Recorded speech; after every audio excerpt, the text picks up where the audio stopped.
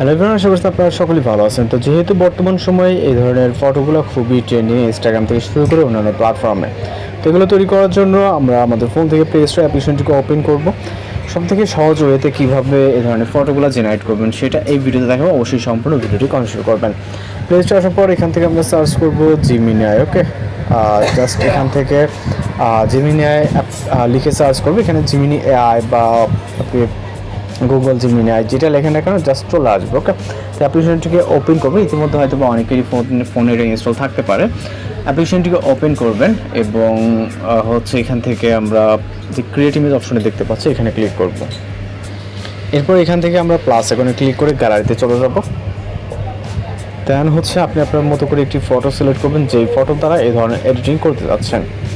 আমরা এখান থেকে নর্মালি একটি ফটো সিলেক্ট করব। ওকে, তো আমি হচ্ছে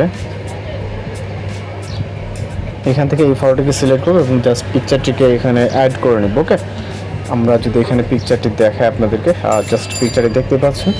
এরপর মূলত আমাদের নির্দিষ্ট এখানে একটি প্রম্পট অ্যাড করতে হবে, যেটা ভিডিও ডেসক্রিপশন চেক করলে আপনারা প্রম্পটটি পেয়ে যাবেন।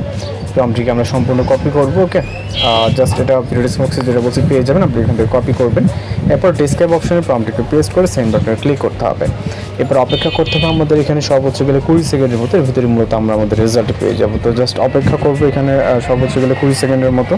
ওকে, তো আমাদের ফটোটি দেখতে পাচ্ছেন জাস্ট নর্মাল একটি পিকচার থেকে আমাদের ফটোটি কিন্তু জেনারেট হয়ে গেছে। তো ভিউ করবেন, ভিউ করার পর পিকচারটিকে সেভ করার জন্য নিচে সেভ অপশন অথবা ডাউনলোড এখন দেখতে পাবেন। এখানে জাস্ট ক্লিক করে আপনি আপনার মতো করে ফটোটিকে সেভ করে নেবেন।